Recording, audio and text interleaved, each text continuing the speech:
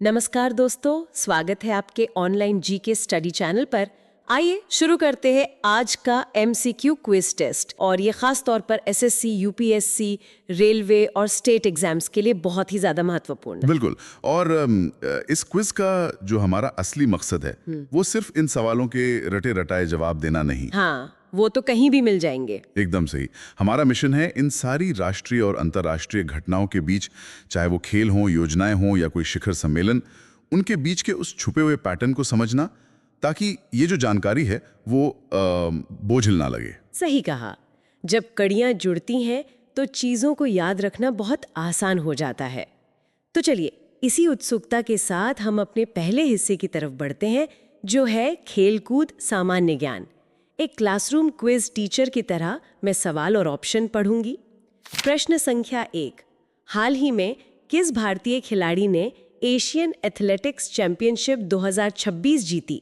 विकल्प ए नीरज चोपड़ा, विकल्प बी अविनाश साबले, विकल्प सी हिमा दास, विकल्प डी दूती चंद। सही उत्तर है विकल्प ए नीरज चोपड़ा। तो यहाँ जो सबसे आकर्षक बात है वो यह है कि स्रोत के अनुसार नीरज चोपड़ा का ये चैंपियनशिप जीतना सिर्फ एक और मेडल जीतना नहीं है। ये साफ तौर पर दिखाता है कि अप्रैल 2026 की जो हमारी महत्वपूर्ण खेल उपलब्धियां हैं वो कैसे एक बड़े पैटर्न का हिस्सा हैं। बिल्कुल, एक तरह से ये निरंतरता दिखाता है। हाँ, और ये एक व्यक्ति की जीत के साथ साथ हमारी जो ओवरऑल स्पोर्ट्स की दिशा है उसको भी दर्शाता है। सही बात है। अब क्योंकि आपने स्पोर्ट्स की दिशा की बात की ही है, तो चलिए अगला सवाल देखते हैं, शायद वहां हमें कुछ और सुराग मिले। प्रश्न संख्या 2। हाल ही में किस देश ने ग्लोबल स्पोर्ट्स डेवलपमेंट समिट 2026 आयोजित किया?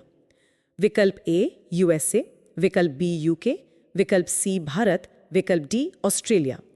सही उत्तर है विकल्प ए यूएसए। अब देखिए, यूएसए ने इस वैश्विक खेल शिखर सम्मेलन की मेजबानी की है और ये सीधे तौर पर खेल के वैश्विक विकास से जुड़ता है जी। खेल को बढ़ावा देना सिर्फ मैदान पर नहीं होता, वो तो बंद कमरों में ग्लोबल नीतियां बनाने से भी होता है ना? एकदम सही। जो नीतियां यूएसए में इस समिट के दौरान बनेंगी वही तय करेंगी कि खेलों का भविष्य कैसा होगा। बहुत ही दिलचस्प है ये। चलिए अब इसी थीम पर अपना तीसरा प्रश्न देखते हैं। प्रश्न संख्या 3। हाल ही में इंटरनेशनल ओलंपिक डे 2026 कब मनाया गया? विकल्प ए 22 जून, विकल्प बी 23 जून, विकल्प सी 24 जून, विकल्प डी 25 जून। सही उत्तर है विकल्प बी 23 जून। तो 23 जून को अंतर्राष्ट्रीय ओलंपिक दिवस के रूप में चिन्हित किया गया है। चलिए इसे थोड़ा समझते हैं। मतलब क्या ये वाकई दिलचस्प नहीं है कि अप्रैल 2026 के करंट अफेयर्स में एक तरफ यूएसए में ग्लोबल स्पोर्ट्स डेवलपमेंट समिट की चर्चा हो रही है जी, और ठीक दूसरी तरफ 23 जून का जो ये इंटरनेशनल ओलंपिक डे है वो भी बहुत ज्यादा चर्चा में है। हाँ बिल्कुल, मतलब दोनों ही चीजें सीधे तौर पर खेल के वैश्विक विकास से जुड़ी हुई हैं। एकदम। ये दिखाता है कि कैसे पूरी दुनिया एक ही समय में खेलों को एक बड़े एजेंडे के तौर पर आगे बढ़ा रही है। सही बात है। अच्छा, अब खेल के इस मैदान से बाहर निकलते हैं और अपने दूसरे भाग की तरफ बढ़ते हैं, भारतीय राज्य व्यवस्था और योजनाएं। प्रश्न संख्या 4। हाल ही में किस राज्य ने ई गवर्नेंस स्कीम शुरू की? विकल्प ए दिल्ली, विकल्प बी महाराष्ट्र, विकल्प सी गुजरात, विकल्प डी कर्नाटक। पार्च।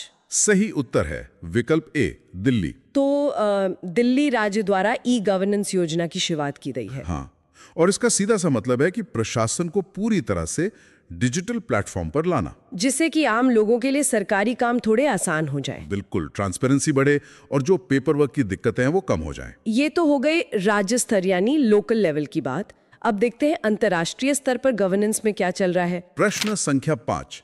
हाल ही में किस देश ने गवर्नेंस इनोवेशन समिट 2026 आयोजित किया? विकल्प ए भारत, विकल्प बी यूएसए, विकल्प सी यूके, विकल्प डी जर्मनी। 5। सही उत्तर है विकल्प ए भारत। अब ये बहुत बड़ी बात है कि भारत ने शासन में नवाचार यानी गवर्नेंस इनोवेशन पर इस वैश्विक शिखर सम्मेलन की मेजबानी की है। अरे वाह! हाँ, मतलब हम सिर्फ देश के अंदर ही नीतियां नहीं बना रहे, बल्कि विश्व स्तर पर शासन के नए तरीकों की चर्चा का नेतृत्व भी कर रहे हैं। ये तो बहुत ही प्रभावशाली कदम है। चलिए अब इसी से जुड़ा एक और महत्वपूर्ण दिन देख लेते हैं। प्रश्न संख्या 6। हाल ही में United Nations public service day 2026 कब मनाया गया? विकल्प ए 22 जून, विकल्प बी 23 जून, विकल्प सी 24 जून, विकल्प डी 25 जून। पॉज। सही उत्तर है विकल्प बी 23 जून। तो 23 जून को संयुक्त राष्ट्र लोक सेवा दिवस मनाया गया। अब अगर हम इसे एक बहुत ही व्यापक संदर्भ में देखें। रुकिए, मुझे यहाँ एक पैटर्न दिख रहा है। हाँ, बताइए। अभी हमने कुछ देर पहले ही पढ़ा था कि 23 जून को इंटरनेशनल ओलंपिक डे भी मनाया जाता है। बिल्कुल सही पकड़ा आपने। यही वो अद्भुत समानता है जिसकी मैं बात करने वाला था। 23 जून को इंटरनेशनल ओलंपिक डे भी है और उसी दिन United Nations public service day भी है। वाह, ये तो बहुत बढ़िया इत्तेफाक है। और सिर्फ इतना ही नहीं, इसके अलावा भारत गवर्नेंस इनोवेशन समिट की मेजबानी कर रहा है, जबकि दिल्ली स्थानीय स्तर पर ई गवर्नेंस स्कीम लागू कर रहा है। मतलब ये जो शासन की वैश्विक और स्थानीय कड़ी है, ये पूरी तरह से एक साथ काम कर रही है। एकदम। और एग्जाम्स के नजरिए से ये दोनों दिन और ये नीतियां बहुत महत्वपूर्ण हो जाती हैं। बिल्कुल।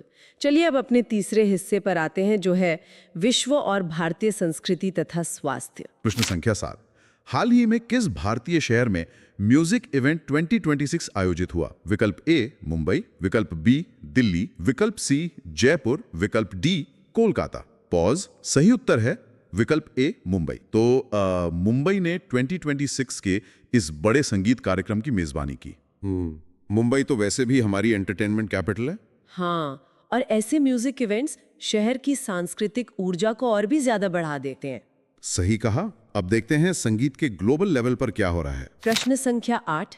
हाल ही में किस देश ने ग्लोबल म्यूजिक समिट 2026 आयोजित किया?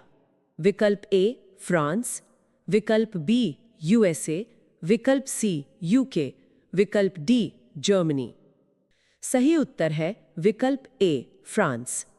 तो यहाँ फ्रांस द्वारा वैश्विक संगीत शिखर सम्मेलन आयोजित किया गया। मतलब भारत के मुंबई में म्यूजिक इवेंट हो रहा है और फ्रांस में म्यूजिक समिट। जी हाँ, इवेंट में कला का प्रदर्शन होता है और समिट में वैश्विक स्तर पर म्यूजिक की दिशा तय की जाती है। बहुत ही दिलचस्प है। चलिए अब इस थीम से जुड़े एक खास दिन की भी बात कर लेते हैं। प्रश्न संख्या 9। हाल ही में वर्ल्ड म्यूजिक डे 2026 कब मनाया गया? विकल्प ए 20 जून, विकल्प बी 21 जून, विकल्प सी 22 जून, विकल्प डी 23 जून। सही उत्तर है विकल्प बी 21 जून। 21 जून विश्व संगीत दिवस के रूप में दर्ज है। यहाँ एक बहुत ही दिलचस्प बात सामने आती है। संगीत का प्रभाव देखिए। एक तरफ मुंबई में म्यूजिक इवेंट है, दूसरी तरफ फ्रांस में ग्लोबल म्यूजिक समिट है जी, और फिर 21 जून को वर्ल्ड म्यूजिक डे भी है। ये पूरा का पूरा संस्कृति का एक अंतर्राष्ट्रीय उत्साह है। एकदम सटीक विश्लेषण है ये। ऐसा लगता है जैसे पूरा विश्व एक ही धुन पर काम कर रहा हो। चलिए अब इस कड़ी के आखिरी सवाल पर चलते हैं, जो थोड़ा स्वास्थ्य से जुड़ा है। प्रश्न संख्या 10। हाल ही में किस राज्य ने योग वेलनेस स्कीम शुरू की? विकल्प ए उत्तराखंड, विकल्प बी उत्तर प्रदेश, विकल्प सी मध्य प्रदेश, विकल्प डी राजस्थान। पॉज। सही उत्तर है विकल्प ए उत्तराखंड। तो स्वास्थ्य और कल्याण के क्षेत्र में उत्तराखंड राज्य ने ये योग वेलनेस योजना की शुरुआत की है। और ये बहुत लॉजिकल भी है ना? उत्तराखंड की तो पहचान ही योग और प्राकृतिक कल्याण से जुड़ी है। हाँ, ये राज्य का एक बहुत ही बेहतरीन कदम है जहां वो अपनी सांस्कृतिक और भौगोलिक ताकत को स्वास्थ्य योजना में बदल रहे हैं। बिल्कुल। तो दोस्तों, ये थे हमारे 10 सवाल। लेकिन रुकिए, अभी ये डीप डाइव खत्म नहीं हुआ है। अब हम करेंगे एक त्वरित पुनरावलोकन। जी।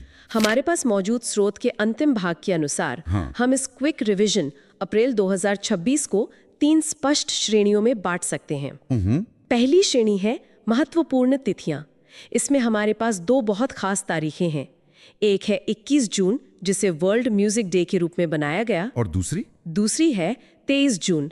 ये तारीख बहुत खास है क्योंकि इस दिन इंटरनेशनल ओलंपिक डे और यूएन पब्लिक सर्विस डे दोनों एक साथ होते हैं। ये 23 जून वाला फैक्ट तो पक्का एग्जाम्स में किसी को भी फंसा सकता है। बिल्कुल। दूसरी श्रेणी है वैश्विक शिखर सम्मेलन।